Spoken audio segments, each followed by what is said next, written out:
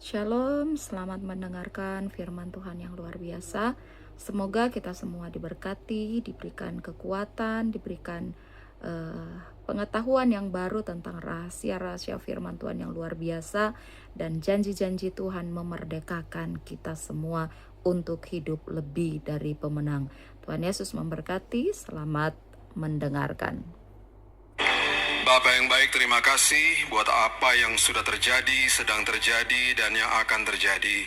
Karena kami tahu Tuhan yang merangkaikan segala sesuatu dan mendatangkan kebaikan bagi kami orang-orang percaya. Mengucap syukur bahwa Tuhan sudah menembus waktu di mana Tuhan sudah ada di hari esok kami, menyiapkan yang terbaik bagi setiap kami. Itu sebabnya Tuhan, hidup ini sangat berharga, masa depan kami ditanggung penuh, dan hidup kami penuh dengan kesaksian. Karena kami mengalami Yesus. Itu sebabnya Tuhan, hari ini firman Tuhan akan memerdekakan setiap kehidupan, karena kami tahu kebenaran yang kami terima adalah kebenaran yang akan mengalahkan segala-galanya. Terima kasih Bapa yang baik, hanya di dalam nama Tuhan Yesus, Juru Selamat kami yang agung, kami berdoa dan mengucap syukur. Kita sama-sama katakan, amin, amin, amin, amin, amin, amin. Haleluya. Silakan duduk. Shalom. Udah makan? Jangan ngantuk ya. Kebanyakan nasi putih ngantuk tuh. Oke, buka bersama-sama saya Bilangan 13 ayat 17 dan 18. Bilangan 13 ayat 17-18 ini berbicara tentang sosok pribadi yang luar biasa yang di tengah-tengah peristiwa ini ada satu sosok pribadi yang menonjol, dan kemudian ada sebuah janji Tuhan yang Tuhan berikan kepada dia. Karena kuncinya cuma satu, dia cuma percaya sama Tuhan. Dan waktu saya selidiki, satu hari di kamar saya, waktu saya tuntas belajar, saya merinding, betul-betul merinding. Jadi saya mau ajak kita merinding bareng-bareng saya ya. Bilangan 13 ayat 17 mengatakan, maka Musa menyuruh mereka untuk mengintai tanah Kanaan. Katanya kepada mereka, pergilah dari sini ke tanah Negeb, naiklah ke pegunungan, amat-amatilah bagaimana keadaan negeri itu, apakah bangsa yang mendiaminya kuat atau lemah, apakah mereka sedikit atau banyak.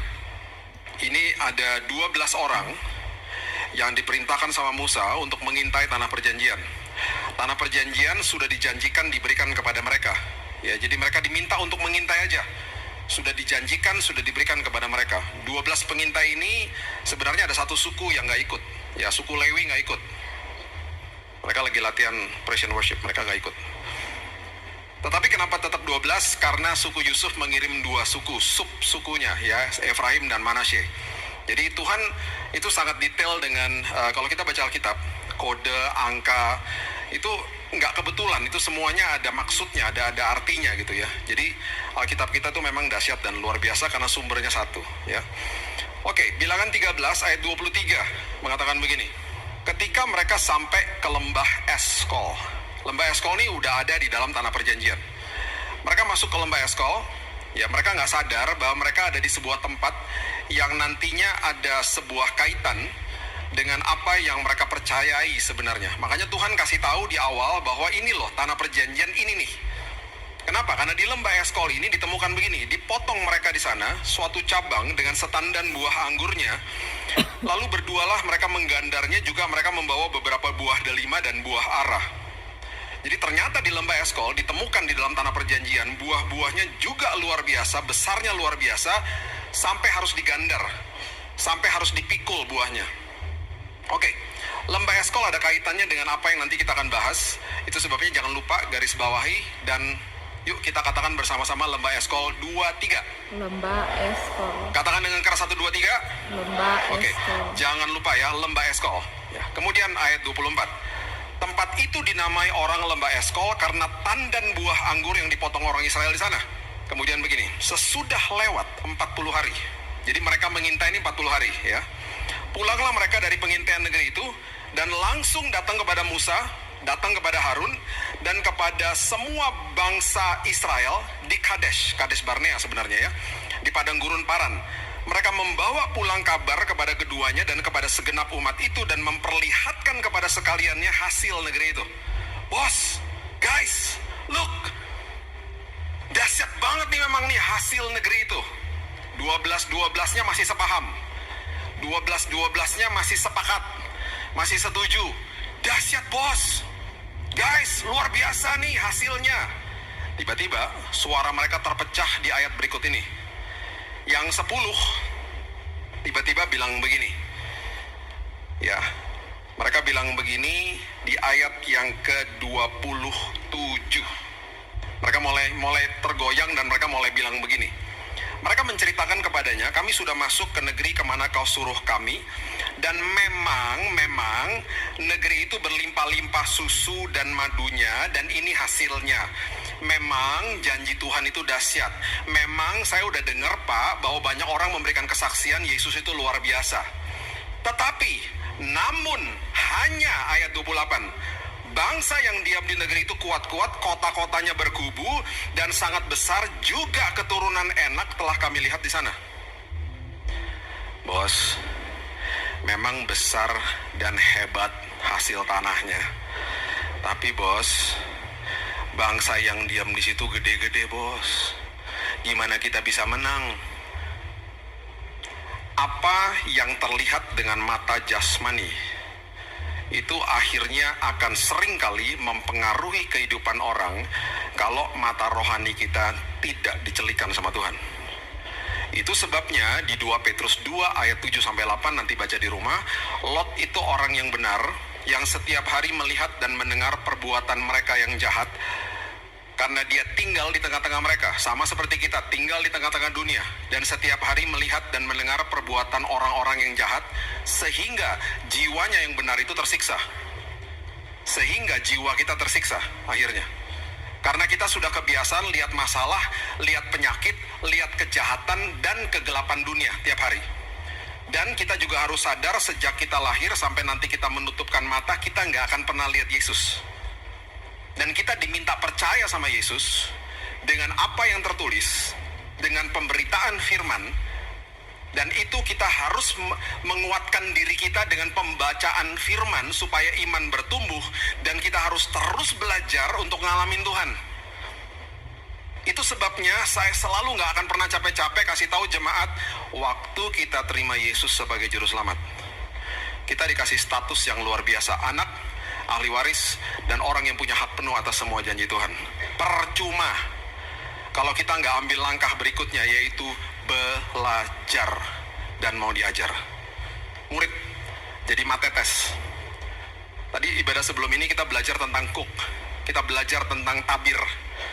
Ya, ketika cooknya dipasang, kalimat berikutnya begini, learn from me, belajar daripadaku. Kalau kamu nggak ngerti isi hatiku, kamu nggak akan paham tentang kehidupan. Kalau kamu nggak belajar terima kebaikan dariku, kamu nggak akan bisa memberikan kebaikan kepada kehidupan. Saya nggak bisa kasih uang kalau saya nggak punya uang. Saya nggak bisa kasih waktu kalau saya nggak punya waktu. Saya nggak bisa berikan yang terbaik kepada Tuhan dan kepada orang lain kalau saya nggak pernah terima yang terbaik daripada Tuhan. Dan ingat, Yesus datang ke muka bumi ini, dia nggak pernah ciptakan agama. Yang dia datang, dia bawa relationship. Semua agama diciptakan manusia. Agama artinya upaya manusia datang kepada Tuhan. Satu-satunya Tuhan yang turun dari tahtanya dan menghampiri kita hanya Yesus. Itu sebabnya saya dengungkan kepada jemaat berkali-kali, hormati agama Kristen, hormati tata ibadah, hormati sinode, hormati denominasi. Jangan dikultuskan, kejar Yesusnya. Bahkan jangan kultuskan hamba Tuhan. Orang-orang seperti saya, Pak Yosia, itu hanya pemberita kabar keselamatan, bukan mediator. Mediatornya Yesus. Yang dikejar Yesusnya. Jangan dikejar-kejar, jangan dikultus-kultuskan hamba Tuhan. Dikit-dikit, Pak doain Pak, Pak doain Pak. Doain apa? Anak saya mau kuliah Pak, doain. Pak doain Pak, doain apa? Anak saya perlu jodoh Pak. Pak tolong doain Pak, ini ketemu di mall nih. Pak doain Pak, doain apa? Saya juga bingung Pak, terserah Bapak deh gitu. Lama-lama gue charge ya, udah kayak dukun tuh gak lama-lama. Saling mendoakan itu baik, saling menguatkan di dalam doa itu baik. Tetapi kita juga harus paham, kita adalah kakak beradik di dalam keluarga besar Allah. Aktifkan imanmu. Itu sama aja kayak adik saya datang kepada saya bilang gini, Bill, bilang dong sama papa mama gue pengen makan roti buat besok, tolong beliin dong. Ya lu ngomong aja sendiri. Enggak, lo kan lebih dekat. Enak aja. Itu sama aja kayak begitu. Jangan beranggapan orang berdiri di atas mimbar sini lebih kudus. Ada kemungkinan besar yang lebih kudus yang duduk di situ, kan Tuhan yang menilai. Yang berdiri di sini dosanya belum kelihatan aja. Jadi jangan kutuskan orang. Datang kepada Tuhan, bilang, Tuhan, saya percaya Engkau datang buatku, buat diriku. Akhirnya kita nggak akan seperti ini. Akhirnya ini yang dikatakan nih, ya. Bangsa yang diam di negeri itu, ayat 28, kuat-kuat, kota-kotanya berkubu, dan sangat besar juga keturunan enak telah kami lihat di sana.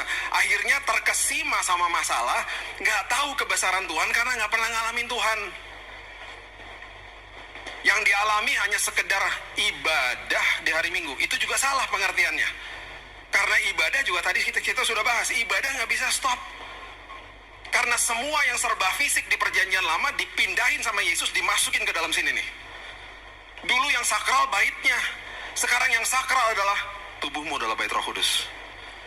Jadi tahun 2020 ketika orang katakan gereja ditutup, saya bilang ini bukan gerejanya, gedungnya yang ditutup waktu zaman COVID. Gereja tetap buka. Gereja mana bisa ditutup? Orang gerejanya orangnya kok. Bahkan berdampak sangat luar biasa. Saya nggak punya waktu aja, saya bisa bukain Kisah Rasul pasal yang kedua. Ciri-ciri gereja mula-mula. Dan di ayat 47 dikatakan Tuhan menambahkan jumlah mereka. Apa yang terjadi selama COVID? Tuhan menambahkan jumlah orang-orang percaya di Indonesia. Dan saya banyak buktinya. Karena dikembalikan ke dalam fungsi gereja mula-mula. Tanpa kita sadari toh. Ayo. Itu yang terjadi. Jadi apa yang diperuntukkan jahat sama iblis selalu digunakan sama Tuhan jadi kebaikan bagi kita. Seolah-olah gini ya, iblis mau nimpuk kita nih sama buah apel, kalau kena benjol dong. Sama Tuhan ditangkap, dijadikan jus apel. Nih minum sayang. Tidak kan? Hebat gak tuh Tuhan kita? Makanya setelah itu semua terjadi, setelah kita lagi lewatin masalah, selagi melewati masalah kan kita lihat masalahnya. Kita harus ingatkan diri kita, Tuhan sedang kerja dan saya gak bisa lihat. Dan seringkali saya nggak lihat. Itu sebabnya kalau berjalan di dalam lembah kekelaman, saya percaya Tuhan, aku berjalan bersama sumber atas segala sumber. Dan nanti kita akan bangga sendiri, karena kita akan deklarasi Roma 8 ayat 28. Aku tahu sekarang bahwa Allah turut bekerja dalam segala sesuatu, mendatangkan kebaikan bagi aku. Selagi berjalan di dalam kegelapan, selagi berjalan ke dalam ketidakpastian, kita harus selalu percaya bahwa saya berjalan bersama sumber yang penuh kepastian. Itu sebabnya firman Tuhan katakan begini. Kalau kamu udah lihat saya, kamu percayalah, Yesus katakan. Berbahagialah orang, itu katanya adalah makarios, diberkatilah orang yang tidak melihat namun percaya. Hari ini kita di zaman ini kita nggak lihat Yesus secara fisik. Tetapi ketika kita katakan aku percaya Tuhan, oh dia makin nyatakan kuasanya. Oh dia makin nyatakan mujizatnya. Karena kita percaya. Ya, yang sangat busuk adalah sebenarnya ini ketika mereka mulai mengeluarkan kata-kata yang mendeskripsikan tentang masalah mereka. Dimulai dari ayat 31 dikatakan begini. Tetapi orang-orang yang pergi ke sana bersama-sama dengan dia berkata, kita tidak dapat maju menyerang bangsa itu karena mereka lebih kuat daripada kita. Ayat 32. Mereka menyampaikan kepada orang Israel kabar busuk tentang negeri yang diintai mereka dengan berkata, negeri yang telah kami lalui untuk diintai adalah negeri yang memakan penduduknya, dan semua orang yang kami lihat di sana adalah orang-orang yang tinggi-tinggi perawakannya. Perhatikan ini baik-baik. Alkitab mencatat orang yang mendeskripsikan masalahnya dan menyatakan dalam hidupnya masalah saya besar, itu adalah kabar busuk yang keluar dari mulutnya. Itu sebabnya di Matius 6 ayat 31 Yesus mengatakan dengan sangat perinci, dengan sangat jelas, janganlah kamu khawatir dan berkata, apakah yang akan kamu makan, minum, dan pakai? Bukan sekedar khawatir, nggak boleh berkata juga, berarti apa? Nggak boleh ngeluh. Aduh gimana ya? Senantiasa isi hidupmu dengan ucapan syukur karena ada kuasa di balik ucapan syukur. Jadi itu yang terus didengungkan sama firman Tuhan. Jangan keluarkan kabar busuk. Di tahun 2019, Bapak Ibu pasti sudah dengar kesaksian saya. Dokter yang membacakan diagnosa saya, yang masuk ke dalam kamar saya, itu adalah dokter yang dikirim sama Tuhan. Saya percaya dia dikirim sama Tuhan karena namanya Dokter Grace, artinya dokter kasih karunia. Dia yang ngasih tahu sama saya bahwa saya akan mati. Dengan terbata-bata hampir nangis dia bilang, I am so sorry. Your life expectancy is only 3 months. Saya bisa mengatakan kepadamu berdasarkan hasil diagnosa hidupmu hanya 3 bulan. Saya minta maaf ya. Sambil hampir mau nangis dia. Dia berkali-kali dia harus stop. Saya mohon maaf, saya harus bacakan ini semuanya karena di ujung daripada ini semuanya saya minta tanda tangan kamu. Paling lama hidupmu 6 bulan. Kalaupun kamu masih diteruskan masih hidup, itu perawatan sampai 12 bulan.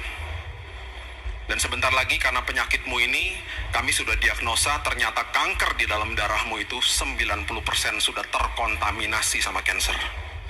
Kami nggak punya pilihan. Besok kami akan bolongin dadamu. Besok kami akan masukin 3 selang. Besok kita akan langsung kemo, kita akan transfusi darah, kita akan masukin NaCl selang infus bersamaan. Karena apa? Di transfusi darah, yang darahnya masuk, darahnya bocor di mulut saya. Keluar terus dari mulut, bocor darahnya. Saya udah berkantong-kantong puluhan kantong, mungkin ratusan kali udah masuk ke tubuh saya.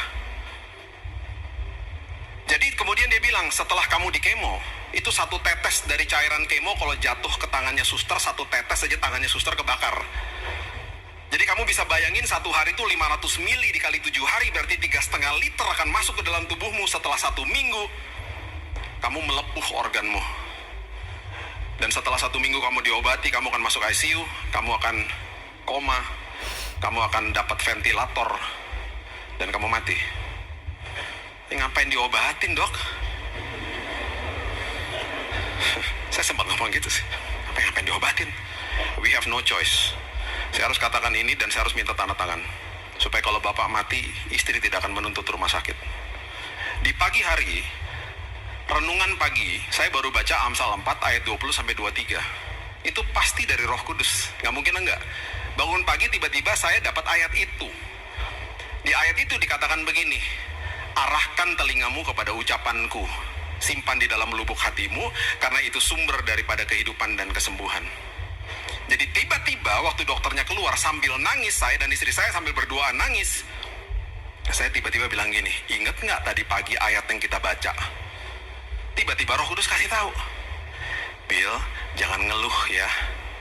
Bill, ingat ya, itu tampaknya besar luar biasa, tapi saya lebih besar. Tiba-tiba saya ngomong gini, sayang, yang tadi pagi kita baca itu kan kebenaran firman, bahwa bilurnya Tuhan sudah menyembuhkan aku di kayu salib. Yang barusan kita dengar dari dokter adalah kenyataan hidupku. Tiba-tiba keluar dari mulut saya, Tuhan, kenyataan harus tunduk sama kebenaran. Tiba-tiba tiap hari saya ngomong begitu. Tiap hari saya ngomong gitu, dan saya nggak peduli, saya bilang ini, Tuhan, setiap hari saya mulai ngomong gini, saya percaya kesembuhan sudah saya terima. Saya nggak pernah lagi minta kesembuhan. Tuhan, saya percaya kesembuhan sudah saya terima. Sembuh nggak? Ya enggak lah, makin parah. Beberapa kali hampir mati kok, kejang-kejang dan infeksi akut. Tetapi dalam waktu hanya 1 bulan, ada 10 dokter yang cek ulang saya. Setelah 1 bulan, hanya 1 bulan. Dan mereka kembali membawa diagnosanya, mereka katakan, kami nggak bisa menemukan sel kankernya, tiba-tiba 0% hilang. Dalam hitungan hanya 1 bulan. Itu sebabnya Yosua sama Kaleb nggak ikut-ikutan nama se-10 ini. Mereka tuh bilang begini, walaupun itu raksasa, Tuhan kita lebih besar. Tenang aja guys, mereka yang ngomong begitu. Makanya kita nggak pernah dengar nama-nama seperti Safat, Yigal, Palti, Nafbi, kita nggak pernah dengar. Karena mereka adalah 10 pengintai, nggak pernah masuk tanah perjanjian dan bukan pahlawan iman. Padahal nama mereka tercatat di bilangan 13. Yang kita masih berikan nama kepada keturunan kita adalah Yosua dan Kaleb toh. Karena dua-duanya adalah pahlawan iman. Yuk jadi pahlawan iman hari ini. Karena kita percaya kebesaran Tuhan, bukan kebesaran masalah kita. Amin. Jangan deskripsikan masalahmu. Deskripsikan betapa besar Tuhanmu atas hidupmu. Yes. Dan yang sangat mengerikan adalah bilangan 13 ayat 33. Mereka mulai mengatakan begini. Mereka mulai melihat diri mereka seperti belalang. Ini yang mereka katakan. Bilangan 13 ayat 33. Kami lihat di sana orang-orang raksasa, orang enak yang berasal dari orang-orang raksasa, dan kami lihat diri kami nih seperti belalang. Dan udah gitu mereka bilang begini, dan demikian juga mereka terhadap kami. Jadi bila mereka berasumsi, mereka mengatakan kalau musuh kami lihat kami, pasti mereka bilang kami kayak belalang. Pribadi yang paling sering berbicara sama kita adalah diri kita sendiri. Kalau kita ngertinya salah, kita akan kasih tahu diri kita semua kebohongan iblis. Persepsinya Tuhan tentang musuhnya bangsa Israel itu apa? Coba lihat. Yesaya 40 ayat 22. Firman Tuhan katakan begini. Dia yang bertahta, Tuhan yang bertahta di atas bulatan bumi, yang penduduknya seperti belalang. Persepsinya Tuhan, dia lihat musuhnya bangsa Israel, itu belalang. Sekarang tugas kita adalah belajar untuk melihat dari persepsinya Tuhan. Itu sebabnya Kaleb lihatnya beda. Kaleb bilang begini. Ini yang Kaleb katakan. Bilangan 14 ayat 9, coba lihat. Dia katakan begini. Hanya janganlah memberontak kepada Tuhan, dan janganlah takut kepada bangsa negeri itu, sebab mereka akan kita telan habis. Yang Kaleb lihat di depan mata dia, musuhnya sama seperti Tuhan lihat, belalang. Makanya dia bilang, ya ampun, itu raksasa akan kita telan habis. Karena apa? Di kitab Imamat sudah dikatakan bahwa belalang itu adalah makanan sehari-hari mereka. Salah satu makanan sehari-hari mereka. Itu sebabnya dia teruskan lagi, yang melindungi mereka sudah meninggalkan mereka, sedang Tuhan menyertai kita, janganlah takut kepada mereka. Belajar lihat dari persepsinya Tuhan. Anak saya Raina, dia 23 tahun sekarang. Dulu waktu masih kecil kami punya waktu namanya dating time berduaan.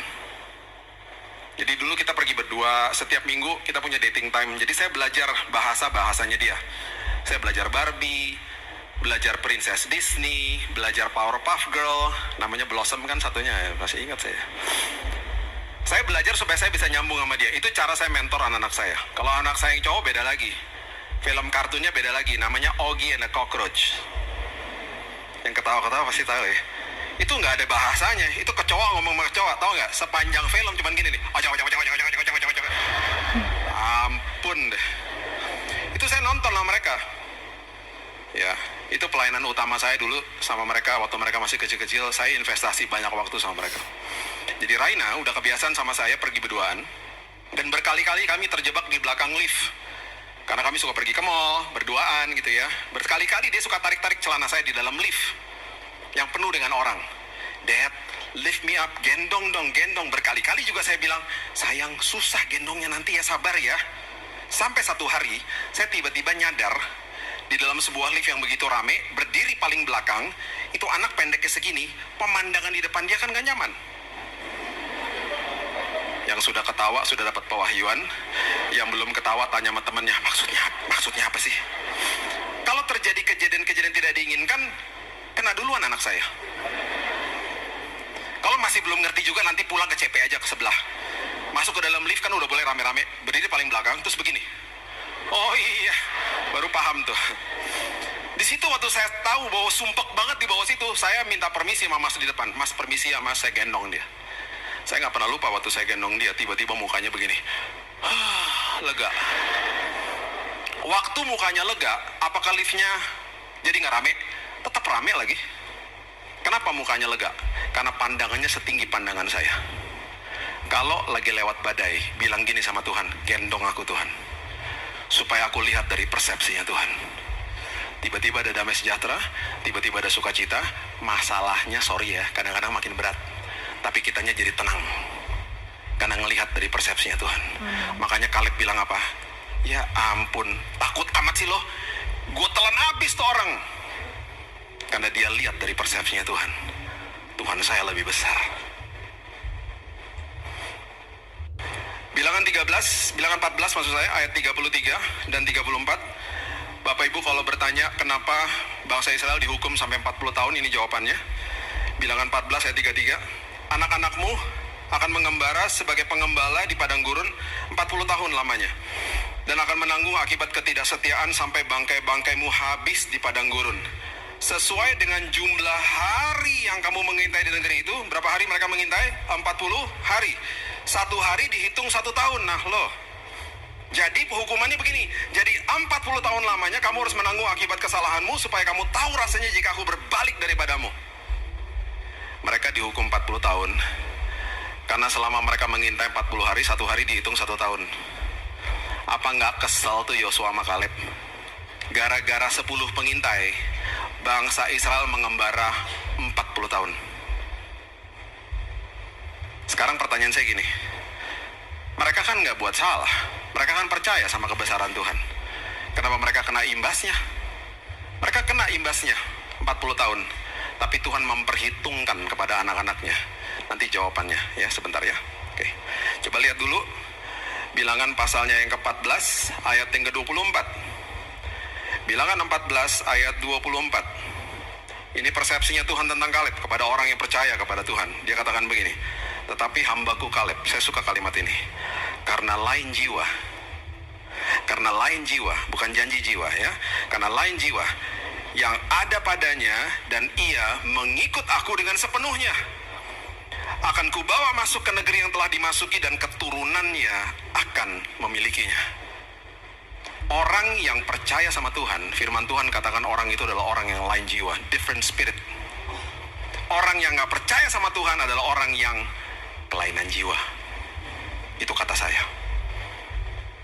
Itu sebabnya diperhitungkan kepada dia, akhirnya dia sama Yosua boleh masuk ke tanah perjanjian dengan generasi yang lebih muda. 10 pengintai Kenatullah gak boleh masuk, generasi mereka juga gak boleh masuk karena gak ada yang percaya. Generasi muda, anak-anak mereka boleh masuk tapi disunat dulu di lembah Gilgal. Dan mereka itu artinya kalau disunat meninggalkan celah Mesir, paradigma Mesir, karena mereka ada pengaruh-pengaruh dari orang tua mereka. Bayangin sampai kayak gitu. Tuhan ingin pengelola-pengelola yang hebat di tanah perjanjian. Itu ada di Yosua 5, semuanya lengkap ada di situ ya. Nah, yang terakhir, coba sekarang kita buka Yosua pasalnya yang ke-14, dimulai dari ayat yang ke-7. Waktu masuk ke tanah perjanjian, semua suku diundi sama Yosua untuk dapat tanah. Diundi suku Ruben, mana? Woi, Kelapa Gading. Suku Naftali mana? Woi, Pik. Suku Naftali mana? Suku Dan. Woi. Mana? Bekasi. Tiba-tiba suku Yehuda, tuh sukunya Kaleb. Sukunya Kaleb Yehuda. Itu keturunan Yesus dari situ. Suku Yehuda. Wah. Apaan? Hebron. Wow, semua pada teriak. Karena itu dinanti-nantikan sama semuanya. Semua pengen dapat Hebron. Itu kayak dia bilang gini, Menteng. Wah, gile banget lu dapat Menteng. Kenapa? Karena Hebron adalah tanah yang paling sakral buat mereka. Kenapa? Abraham, Ishak dan Yakub dikubur di situ. Masalahnya, Hebron itu tanah yang paling mengerikan. Karena yang diem di situ, ini waktu mereka masuk tanah perjanjian masih harus perang loh ya. Perang tapi udah dijanjikan sama Tuhan menang. Di Yosua 1 tuh jelas banget janji-janji Tuhan. Tetap mereka harus perang. Ya. Di Hebron, yang mendiami tanah Hebron itu biangnya raksasa. Raksasa yang paling besar tinggalnya di Hebron. Plus itu penuh dengan pegunungan. Jadi memang itu tanah sakral, tapi yang mendiami orang-orang di sana itu betul-betul biangnya raksasa. Jadi di ayat yang ke-7 ini Yosua kira-kira nih ada kemungkinan baru ngomong sama si Kaleb bilang begini, bro, lu kan sama gue udah tua, ya udahlah biar yang muda-muda aja perang. Lu sama gue tunggu aja di sini, udah pasti menang juga, udah tunggu aja di sini. Tahu si Kaleb bilang apa? Dia bilang gini, ayat 7. Aku berumur 40 tahun. Ketika aku disuruh Musa hamba Tuhan itu dari Kades Barnea untuk mengintai negeri ini, dan aku pulang membawa kabar kepadanya yang sejujur-jujurnya. Bro, waktu kita mengintai tanah perjanjian, gue malu tuh sama 10 teman kita yang nyebelin itu umur gue 40 tahun. Terus disambung lagi sama dia, ayat 10, coba lihat. Jadi sekarang sesungguhnya Tuhan telah memelihara hidup gue nih. Dia ngomong sama Yosua. Seperti yang dijanjikannya, karena dia udah janjiin kepada gue akan dapat pemeliharaan Tuhan yang luar biasa. Jadi kini sudah 45 tahun lamanya sejak diucapkan Tuhan firman kepada Musa, dan selama itu orang Israel mengembara di padang gurun. Jadi sekarang usia gue ini 85 tahun. Gue ini 85 tahun bro. Terus dia bilang gini, ayat 11. Pada waktu ini, sekarang ini gue ini masih sama kuat, sama seperti waktu gue disuruh Musa 45 tahun yang lalu. Seperti kekuatan pada waktu itu, demikianlah kekuatanku sekarang untuk berperang dan untuk keluar masuk. Dengan kata lain dia bilang begini, betul kita kena imbasnya, 40 tahun kena hukuman. Tapi Tuhan memelihara gue sehingga kesehatan gue, tubuh, jiwa, dan roh masih seperti dulu. Hari ini kita lahir di dalam dunia yang penuh dengan dosa, karena dosa manusia yang awal. Janji Tuhan kepada orang percaya, tubuh, jiwa, dan roh akan diberikan kekuatan dan akan diberikan kesehatan sama Tuhan. Dan itu sebabnya di ayat yang ke-12, Kaleb bilang begini. Kan pegunungan kan, dia bilang gini, oleh sebab itu berikanlah kepadaku ke pegunungan, give me the mountain. Mau segede apapun gue gak peduli bro, karena gue tahu yang berperang bagi gue itu siapa. Gue akan maju ke sana, karena gue masih kuat. Ayat 13, ini adalah bukti bahwa Hebron yang diberikan. Yosua memberkati Kaleb bin Yefune, diberikannya Hebron kepadanya menjadi milik pusakanya. Dan ayat yang terakhir, ayat 15 mengatakan begini, nama Hebron dahulu ialah Kiryat Arba. Kenapa? Arba ialah orang yang paling besar di antara orang enak. Dan amanlah negeri itu berhenti berperang. Jadi yang tinggal di situ, itu adalah biangnya raksasa. Nanti kalau Bapak Ibu baca di kitab Kejadian, kenapa ada raksasa? Karena ada anak-anak Allah, itu artinya the fallen angels. Malaikat yang sudah jatuh mengawini anak-anak daripada mengawini perempuan-perempuan manusia, lahirlah raksasa. Dan timbullah akhirnya keturunan yang akhirnya melahirkan Goliat. Dan mereka mengerikan memang, besar tubuhnya. Perhatikan prinsip ini baik-baik.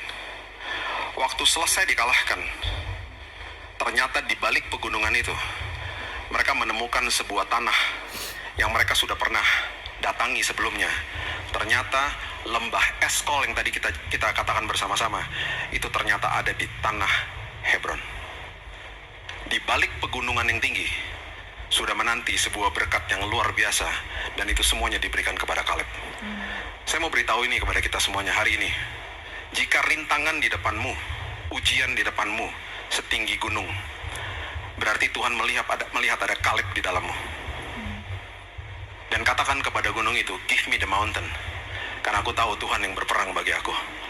Percaya dengan kebesaran Dia, karena di balik masalahmu sudah menanti lembah Eskol yang berkatnya berlimpah-limpah bagimu. Dan ketika engkau mengelola berkatmu, engkau paham mengelola berkatmu karena engkau setelah diubahkan sama Tuhan selagi dalam perjalanan iman. Bagi saya, gunung yang saya hadapi di bulan Januari 2019 ketika saya divonis mati adalah kedua anak saya, dua-duanya duduk di bangku SMA kelas 3 dan yang satu di kelas 6 SD. Berarti dua-duanya sebentar lagi akan berhadapan sama ujian nasional. Setelah itu mereka akan diwisuda di bulan Juni. Dokter bilang hidup saya 3 bulan, kalau kuat 6 bulan, selebihnya saya akan dirawat sampai Oktober. Tuhan sembuhkan saya di Februari, bulan Mei saya dikeluarkan dari rumah sakit. Saya bahkan tanya gini, dok, gak ada obat? Gak ada. Kalau pusing minum Panadol aja. Di bulan Juni, di kedua wisuda anak saya duduk di depan, saya hadir. Dengan kondisi yang masih kurus, tetapi saya hadir. Saya udah gak inget acaranya seperti apa, karena saya cuma menangis dari awal sampai habis. Itu lembah Eskol saya. Saya melihat gunung di depan saya. Tetapi terus katakan, Tuhan saya lebih besar. Amin. Tuhan saya lebih besar. Amin. Makin tinggi gunungmu, makin indah lembah Eskol di belakangnya. Itu sebabnya hari ini, kalau Tuhan percayakan kita untuk melewati rintangan yang sebesar itu, berarti Tuhan tahu ada Kaleb di dalam kita masing-masing. Berikan tepuk tangan kita untuk Tuhan kita. Haleluya. Bapak yang baik, terima kasih buat hari yang indah ini. Terima kasih Tuhan buat pernyataan firman Tuhan. Terima kasih Tuhan buat apapun yang ada di depan kami. Kami tahu bahwa Tuhan yang berperang bagi kami. Tuhan yang menyatakan janjinya bahwa hari esok adalah hari yang indah bersamamu. Apapun rintangan dalam hidup kami, apapun yang mungkin sedang kami hadapi hari ini, kami begitu percaya bahwa Tuhan selalu bekerja dan senantiasa merangkaikan segala sesuatu untuk menyiapkan kebaikan datang ke dalam pangkuan kami. Karena kami adalah anak-anak Tuhan. Kami adalah ahli waris. Kami adalah orang-orang yang punya hak penuh atas semua janji Tuhan. Itu sebabnya hari ini Tuhan, hanya satu kami mau menyatakan kepadamu. Kami percaya kepada kebesaran-Mu. Amin. Kami begitu percaya kepada kuasa-Mu. Bahkan ke dalam kelemahan kami pun justru kuasa-Mu akan dinyatakan Tuhan. Yes. Itu sebabnya hari ini Tuhan aku berdoa, setiap dari kami yang hadir, kami akan mengalami Tuhan, hidup kami penuh kesaksian, karena kami juga sudah dimeteraikan oleh Roh Kudus. Terima kasih Bapa yang baik. Hanya di dalam nama Tuhan Yesus kami sudah berdoa, dan kami senantiasa mengucap syukur. Kita sama-sama katakan, amin. God bless you.